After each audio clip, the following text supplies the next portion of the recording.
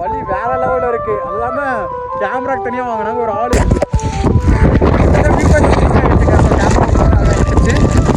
ஏன்னா வால்பாறை உங்களுக்கு கண்டிப்பாக செட் ஆகாது, பிடிச்சி பிரிக்குங்கன்னு எனக்கு ஓரத்தில் இருந்தேன். அங்கிருந்து கவர்மெண்ட் பஸ்காரன் ஏறி வந்துட்டு முட்டை மாதிரி வந்துட்டோம். ப்ரோ மேலே வால்பாறையில இருந்து வரீங்க, மழை ஜாஸ்தியா ப்ரோ?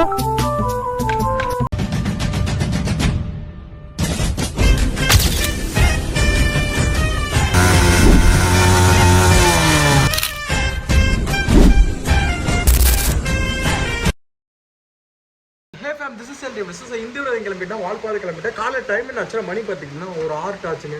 ஸோ அப்படியே காலைல 4 மணிக்கு கிளம்புறதா பிளான். பட் ரொம்ப டைம் ஆச்சு. ஏன்னா எந்திரிச்சு 5:30 மணிக்கு வந்துருச்சு. அப்படி இப்படின்னு சொல்லிட்டு கிளம்புறதுக்கு மணி பார்த்தீங்கன்னா 6 ஆயிடுச்சுங்க. வெளியே பார்த்தீங்கன்னா மழை வந்துட்டு இருக்கு.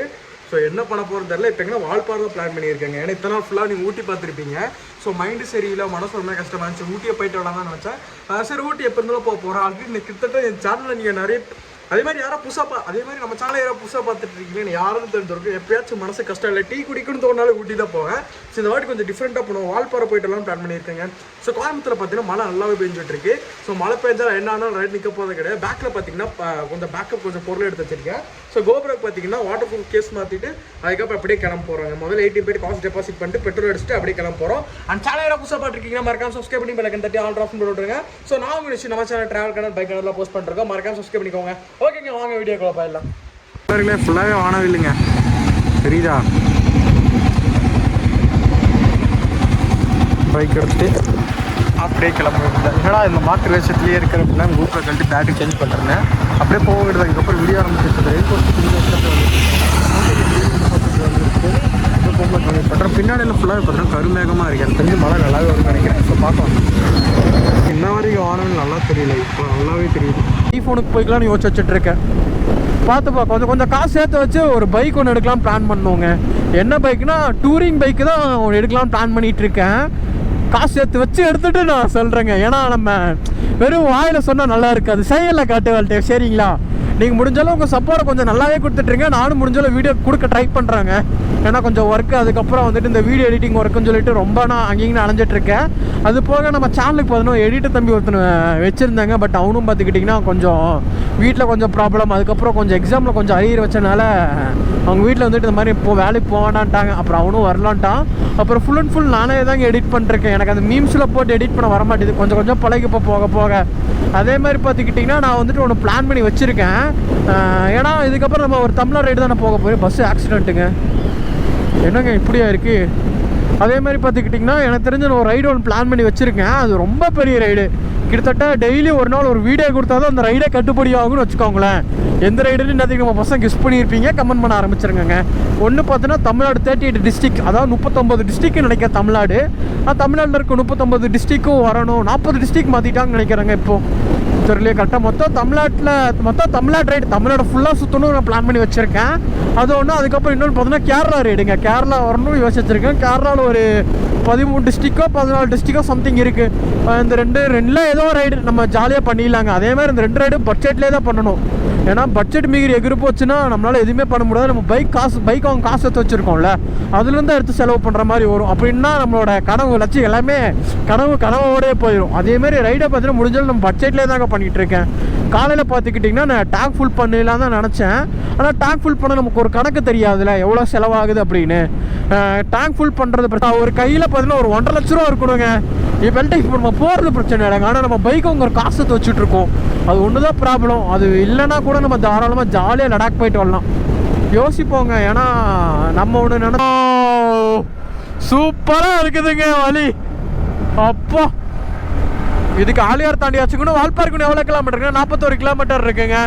எனக்கு தெரிஞ்சு கொஞ்சம் தூரம் முன்னாடி போனதுக்கப்புறம் அந்த இது ஏற ஆரம்பிச்சிடும் நினைக்கிறேன். கொஞ்சம் ஹில்ஸ் இப்போ ஏற ஆரம்பிச்சுட்டு எங்களை ஒரு மாதிரி சாட்டிஸ்ஃபைடாக இருக்க ஆரம்பிச்சிடும். எல்டிஎஃப் அதே மாதிரி வந்துட்டு யாராச்சும் இந்த இடத்துக்கு வரீங்க அப்படின்ட்டிங்கன்னா உங்களுக்கு சின்ன வால்பாறை வரீங்கன்னா உங்களுக்கு நான் சின்ன டிப்ஸ் சொல்கிறேன். வரும்போது ஆலியார் பார்த்துட்டு வந்துக்கிறேங்க. அதுக்கப்புறம் 2-3 பிளேஸ்லாம் இருக்குது, அதெல்லாம் கையோடய பார்த்துட்டு வந்துருங்க. எல்டிஎஃப் இந்த இடத்துல இறங்கி ஒரு வாட்டி நம்ம vlog எடுத்திருப்போம். பட் இந்த வாட்டி நம்ம போகிறதுக்கு டைம் இல்லைங்க. ஆனால் வழி சூப்பராக இருக்குது. என்ன சொல்லிட்டு அப்புறம் நானும் விட்டுட்டேங்க. ஏன்னா முடிஞ்சளவு இப்போ ஒரு இடத்துக்கு போகிறோம், ஒரு 2 days 3 days ஸ்டே பண்ணிவிட்டு அந்த மாதிரி இடத்த அப்படி கவர் பண்ணலாம் பிளான் பண்ணிகிட்ருக்கேன். ஒரு இடம் சொல்கிறேன், நான் கொஞ்சம் பொறுமையாக இருங்க. ஒரு ரைடு ஒன்று பிளான் பண்ணிட்டுருக்கேன், தமிழ்நாடு ரைடு. முடிச்சுட்டு ஒன்று ஒரு ஜூலை அந்த மாதிரி டைமில் தமிழ்நாடு வந்துடலாங்க. ஜாலியாக சுற்றுவோம் தமிழ்நாட்டை. என்னன்றீங்க? இருக்கிற ஒரு லைஃப் ஜாலியாக என்ஜாய் பண்ணுவோம் லைஃபை.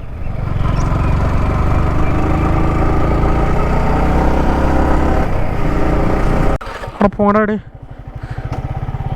வாவ், சூப்பராக இருக்குதுங்க வால்பாறை. இப்போ எங்கே இருக்கோன்னா ஏதோ ஒரு கல்லாரோ ஏதோ சம்திங் ஒரு வியூ பாயிண்ட் பார்க்க போகிறாங்க. வரும்போது பார்த்தா லெஃப்ட் சைடு அப்படியே ஓட பார்த்து அப்படியே நான் போயிட்டுருக்கேன். ஸோ பின்னாடி ஃபுல்லாகவே மிஸ்டிங்க, வழி வேறு லெவலில் இருக்குது. அது இல்லாமல் கேமராக்கு தனியாக வாங்கினாங்க. ஒரு ஆளுக்கு பைக்குக்கு 40 ரூபாயோ, ஒரு ஆளுக்கு 50 ரூபா, பைக்குக்கு 20 ரூபா அப்படி சார்ஜ் பண்ணாங்கங்க. ஸோ வழி வேறு லெவலில் இருக்குது. இப்போ வெயிட் பண்ண 2-3 ரீல்ஸ். கவர்கள் காட்சி உணவு பகுதியை தாண்டி செல்லக்கூட பிளாஸ்டிக் பொருள் எடுத்து செல்ல அனுமதி இல்லை. கவர்கள் காட்சி உணவு பகுதியில் குப்பைகளை இட்டு செல்ல. கவர்கள் காட்சி உணவு பகுதியை தாண்டி செல்லக்கூட பிளாஸ்டிக் பொருள் எடுத்து செல்ல அனுமதி இல்லை. கவர்கள் காட்சி உணவு பாதுகாப்பு சட்டத்தின் அளவில் விமான தெரிவிக்கக்கூடாது, மீறினால். ஓகே இதான் நினைக்கிறேங்க. இதால் என்னதுன்னு தெரியலையே, எனக்கு தெரிஞ்சு இதான் நினைக்கிறேன் எல்டிஎஃப். ஏன்னா சும்மா சென்டரில் வர்ற மாதிரி இருக்குது, மேலே பில்டிங் போட்டிருக்கு. சரி, மேலே ஏறி பார்ப்போம். சார், நம்ம பைக் அவ்வளோ அழகாக நின்று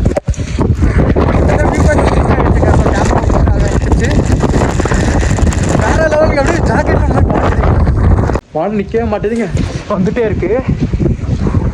வெயிட் பண்ண உங்களுக்கு நம்ம பைக் காட்டுற, நம்ம பைக் அழகாக இருக்கான்னு. இந்த போர்டில் என்னென்ன போட்டுருக்காங்க பார்ப்போம். கால் பண்ணியிருந்தாங்கன்னா கண்டிப்பாக காட்டியிருப்பேன்.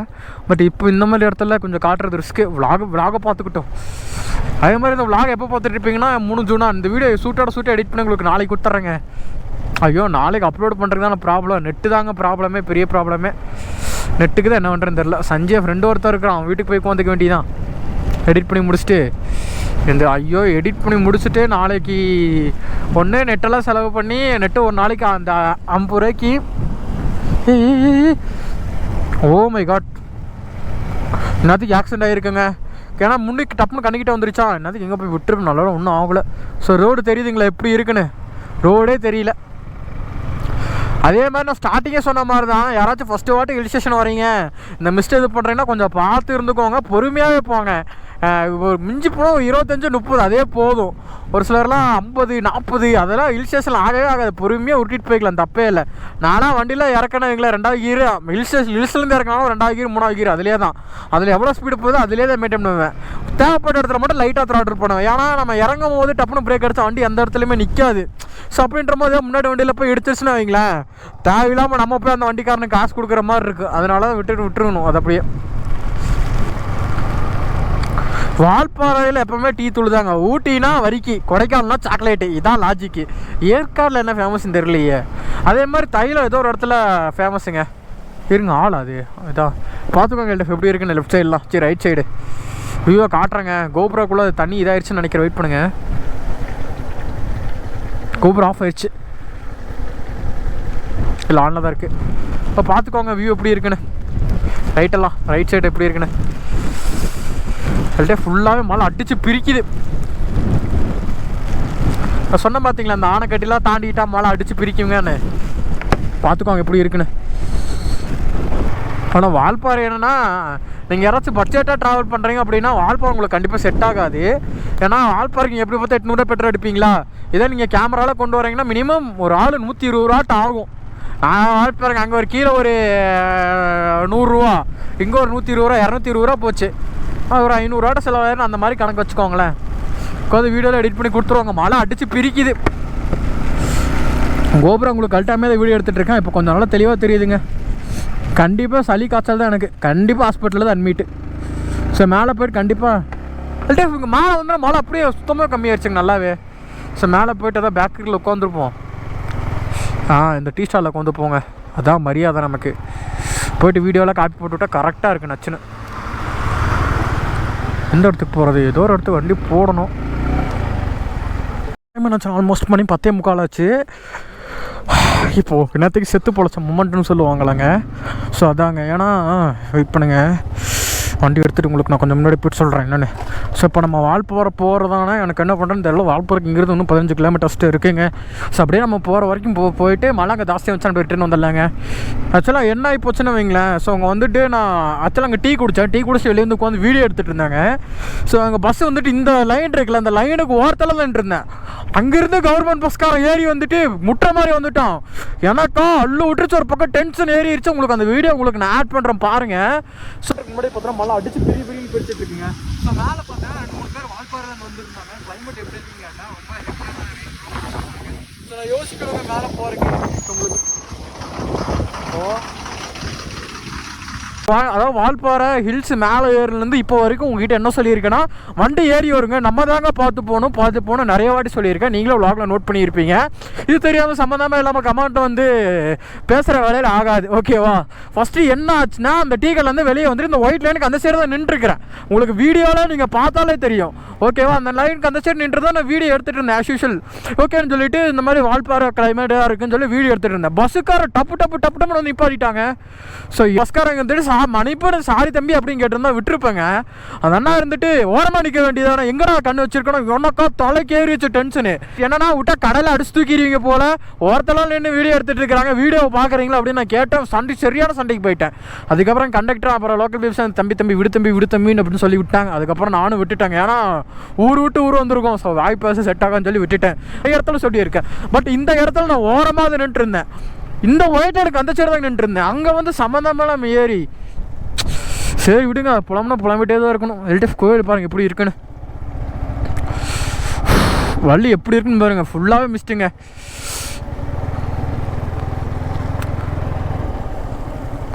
போய்க்கலாம், வாங்க பார்த்துக்கலாம். இவ்வளோ தூரம் வந்தாச்சு. இவ்வளோ தூரம் வந்துட்டு வால்பாறை எக்ஸ்ப்ளோர் பண்ண போனால் நல்லா இருக்காதுங்க. ஸோ சின்ன சிட்டுக்குருவிலே இருக்குது. அதான் என்னடா ஃபோனில் வெளியே எடுத்து 2-3 வீடியோவில் எடுக்கலாம்னு நினச்சேன். பட் வாய்ப்பே இல்லைங்க. ஏன்னா ஃபோனு வெளியே எடுக்கிறது பிரச்சனை இல்லை, வெளியே எடுத்து ஏதோ போயிடுச்சுன்னு வைங்களேன். வெயிட் பண்ணுங்கள், கேமரா ஆனில் இருக்கா?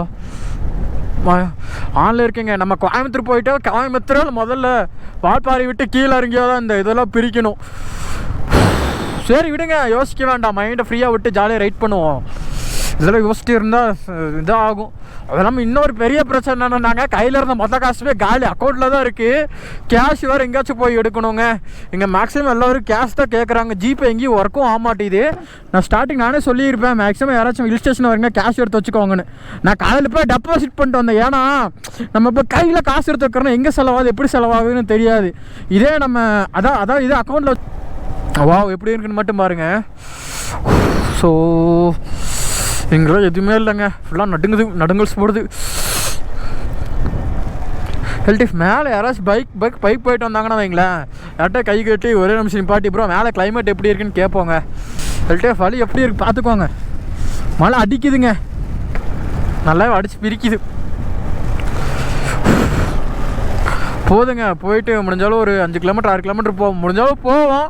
இல்லை ரொம்ப மழை பெய்யுது, அப்படியே ரிட்டர்ன் வந்துடலாங்க. ஏன்னா ரொம்ப ரிஸ்க் எடுக்க வேண்டாம், ஆல்ரெடி உடம்பு முடியாமல் படுத்துட்ருக்கேன். அப்படியே டைம் இருந்துச்சு அப்படியே கீழே வால்பாறை போவோம். வால்பாறை அப்படியே எக்ஸ்ப்ளோர் பண்ணிட்டு அங்கேருந்து திருமூர்த்தி மலைக்கு மேப் போடுவோம். அங்கேருந்து எவ்வளோ கிலோமீட்டர் வரும் திருமூர்த்தி மலையை பார்த்துட்டு போவோம். ஒரே நிமிஷம் கேட்டு பார்ப்போம்.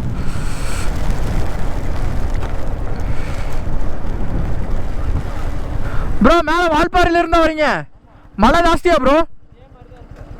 அதான் டூரிஸ்ட் பஸ்.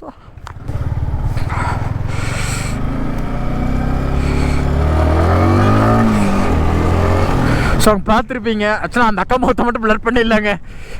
இல்லை அந்த கிளிப்பே போட விடாங்க. கப்பிள்ஸாக இருந்து நம்ம எதாவது பிரித்து விட்றது மாதிரி இருந்தால் செட் ஆகாமல் இருந்திருக்கும். ஆக்சுவலாக இதே மாதிரி தான் இருக்குங்களாமாங்க மழை. ஸோ அப்படியே நம்ம போய் பார்ப்போம் கிளைமேட் எப்படி இருக்குன்னு. இல்லை இன்னொரு பைக்கை யாராச்சும் வருவாங்கல்ல, நிப்பாட்டி கேட்போம்.